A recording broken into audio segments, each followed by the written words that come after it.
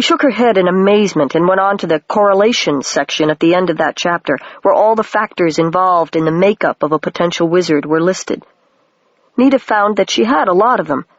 Enough to be a wizard, if she wanted to. With rising excitement, she turned to the next chapter.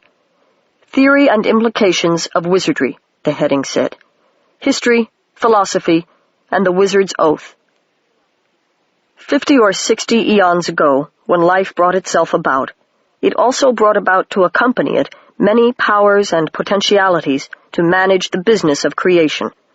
One of the greatest of these powers held aloof for a long time, watching its companions work, not wishing to enter into creation until it could contribute something unlike anything the other powers had made, something completely new and original. Finally, the lone power found what it was looking for. Others had invented planets, light, gravity, space. The lone power invented death, and bound it irrevocably into the worlds. Shortly thereafter, the other powers joined forces and cast the lone one out. Many versions of this story are related among the many worlds, assigning blame or praise to one party or another. However, none of the stories change the fact that entropy and its symptom, death, are here now. To attempt to halt or remove them is as futile as attempting to ignore them. Therefore, there are wizards to handle them. A wizard's business is to conserve energy, to keep it from being wasted. On the simplest level, this includes such unmagical-looking actions as paying one's bills on time, turning off the lights when you go out, and supporting the people around you in getting their lives to work. It also includes a great deal more.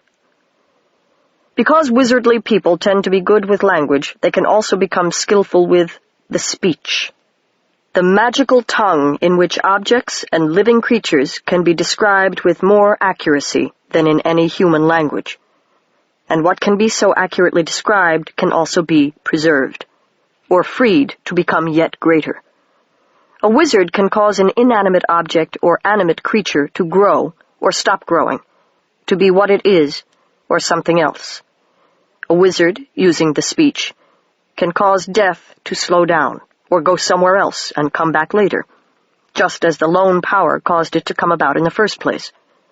Creation, preservation, destruction, transformation, all are a matter of causing the fabric of being to do what you want it to. And the speech is the key. Nita stopped to think this over for a moment. It sounds like if you know what something is, truly know, you don't have any trouble working with it. Like my telescope. If it acts up, I know every piece of it, and it only takes a second to get it working again. To have that kind of control over everything. Live things. The world, even. She took a deep breath and looked back at the book, beginning to get an idea of what kind of power was implied there. The power conferred by use of the speech has, of course, one insurmountable limitation: the existence of death itself. As one renowned senior wizard has remarked, entropy has us outnumbered. No matter how much preserving we do, the universe will eventually die. But it will last longer because of our efforts. And since no one knows for sure whether another universe will be born from the ashes of this one, the effort seems worthwhile. No one should take the wizard's oath who is not committed to making wizardry a lifelong pursuit. The energy invested in a beginning wizard is too precious to be thrown away. Yet there are no penalties for withdrawal from the art, except the knowledge that the universe will die a little faster because of energy lost. On the other hand, there are no prizes for the service of life, except life itself. The wizard gets the delight of working in a specialized area, magic, and gets a good look at the foundations of the universe, the way things really work. It should be stated here that there are people who consider the latter more of a curse than a blessing. Such wizards usually lose their art. Magic does not live in the unwilling soul. Should you decide to go ahead and take the oath, be warned that an ordeal of sorts will follow, a test of aptitude. If you pass, Wizardry will ensue. Yeah? Nita thought. And what if you don't pass? Nita? Mrs. Lesser's voice came floating down the stairs, and a moment later she herself appeared, a large brunette lady with kind eyes and a look of eternal concern. You still alive? I was reading. So what else is new? They're gone. Thanks, Mrs. L. What was all that about, anyway? Oh, Joanne was looking to pick a fight again. Mrs. Lesser raised an eyebrow at Nita, and Nita smiled back at her shamefacedly. She didn't miss much. Well, I might have helped her a little. I guess it's hard, Mrs. Lesser said. I doubt I could be nice all the time myself if I had that lot on my back. That the only one you want today, or should I just have the nonfiction section boxed and sent over to your house? No, this is enough, Nita said. If my father sees too many books, he'll just make me bring them back. Mrs. Lesser sighed. Reading one book is like eating one potato chip, she said. So you'll be back Monday. There's more where that came from. I'll check it out for you. Nita felt in her pockets hurriedly. Oh, crud, Mrs. L., I don't have my card. So you'll bring it back Monday, she said, handing her back the book as they reached the landing. And I'll stamp it then. I trust you. Thanks, Nita said. Don't mention it. Be careful going home, Mrs. Lesser said. And have a nice read. I will. Nita went out and stood on the doorstep, looking around in the deepening gloom. Dinner-time was getting close, and the wind was getting cold, with a smell of rain to it. The book in her hand seemed to prickle a little, as if it were impatient to be read.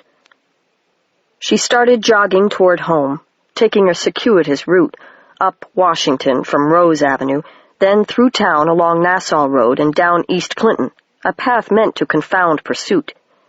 She didn't expect that they would be waiting for her only a block away from her house, where there were no alternate routes to take. And when they were through with her, the 6 of them, one of Nita's eyes was blackened, and the knee Joanne had so carefully stomped on felt swollen with liquid fire. Nita just lay there for a long while, on the spot where they left her, behind the O'Donnells' hedge. The O'Donnells were out of town. There she lay and cried, as she would not in front of Joanne and the rest, as she would not until she was safely in bed and out of her family's earshot. Whether she provoked these situations or not, they kept happening, and there was nothing she could do about them. Joanne and her hangers-on had found out that Nita didn't like to fight, wouldn't try, until her rage broke loose. And then it was too late. She was too hurt to fight well. All her self-defense lessons went out of her head with the pain, and they knew it, and at least once a week found a way to sucker her into a fight. Or, if that failed, they would simply ambush her. All right, she had purposely baited Joanne today, but there'd been a fight coming anyway, and she had chosen to start it rather than wait, getting angrier and angrier while they baited her. But this would keep happening again and again, and there was nothing she could do about it. Oh, I wish we could move. I wish Dad would say something to Joanne's father. No, that would just make it worse. If only something could just happen to make it stop. Underneath her, where it had fallen, the book dug into Nita's sore ribs. The memory of what she had been reading flooded back through her pain and was followed by a wash of wild surmise. If there are spells to keep things from dying, then I bet there are spells to keep people from hurting you. Then Nita scowled at herself in contempt for actually believing for a moment what couldn't possibly be more than an elaborate joke. She put aside thoughts of the book and slowly got up, brushing herself off and discovering some new bruises. She also discovered something else. Her favorite pen was gone. Her space pen, a present from her Uncle Joel, the pen that could write on butter or glass or upside down, her pen with which she had never failed a test, even in math. She patted herself all over, checked the ground, searched in pockets where she knew the pen couldn't be. No use. It was gone. Or taken, rather. for it had been securely clipped to her front jacket pocket when Joanne and her group jumped her. It must have fallen out, and one of them picked it up. "Ugh," Nita moaned, feeling bitter enough to start crying again. But she was all cried out, and she ached too much, and it was a waste. She stepped around the hedge and limped the little distance home. Her house was pretty much like any other on the block, a white frame house with fake shutters. But where other houses had their lawns, Nita's had a beautifully landscaped garden. Ivy carpeted the ground, and the flower beds against the house had something blooming in every season except the dead of winter. Nita trudged up the driveway without bothering to smell any of the spring flowers, went up the stairs to the back door, pushed it open, and walked into the kitchen as nonchalantly as she could. Her mother was elsewhere, but the delicious smells of her cooking filled the place. Veal cutlets tonight. Nita peered into the oven, saw potatoes baking, lifted a pot lid and found corn on the cob in the steamer. Her father looked up from the newspaper he was reading at the dining room table. He was a big, blunt, good-looking man, with startling silver hair and large, capable hands. "An artist's hands," he would chuckle as he pieced together a flower arrangement. He owned the smaller of the town's 2 flower shops, and he loved his work dearly. He had done all the landscaping around the house in his spare time, and around several neighbors' houses, too, refusing to take anything in return but the satisfaction of being up to his elbows in a flower bed. Whatever he touched grew. "I have an understanding with the plants," he would say, and it certainly seemed that way. It was people he sometimes had trouble understanding, and particularly his eldest daughter. "My Lord, Nita!" her father exclaimed, putting the paper down flat on the table. His voice was shocked. "What happened?" "As if you don't know," Nita thought. She could clearly see the expressions going across her father's face. "My God," they said, "she's done it again! Why doesn't she fight back? What's wrong with her?" He would get around to asking that question at one point or another, and Nita would try to explain it again, and as usual her father would try to understand and would fail. Nita turned away and opened the refrigerator door, peering at nothing in particular, so that her father wouldn't see the grimace of impatience and irritation on her face. She was tired of the whole ritual, but she had to put up with it. It was as inevitable as being beaten up. "I was in a fight," she said, the second verse of the ritual, the second line of the scene.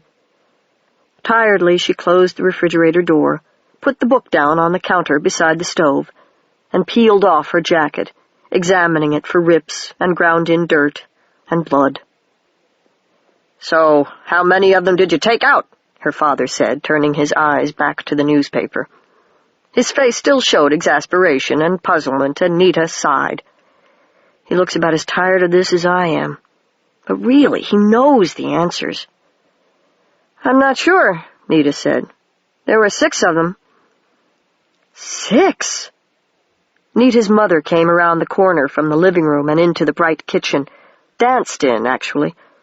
Just watching her made Nita smile sometimes, and it did now, though changing expressions hurt. She had been a dancer before she married Dad, and the grace with which she moved made her every action around the house seem polished, endlessly rehearsed, lovely to look at. She glided with the laundry, floated while she cooked. Loading the odds a bit, weren't they? Yeah. Nita was hurting almost too much to feel like responding to the gentle humor. Her mother caught the pain in her voice and stopped to touch Nita's face as she passed, assessing the damage and conveying how she felt about it in one brief gesture, without saying anything that anyone else but the 2 of them might hear. "No sitting up for you tonight, kidlet," her mother said. "Bed and ice on that before you swell up like a balloon." "What started it?" her dad asked from the dining room. "Joanne Varela," Nita said. "She has a new bike, and I didn't get as excited about it as she thought I should." Nita's father looked up from the paper again, and this time there was discomfort in his face and regret. "Nita," he said, "I couldn't afford it this month, really.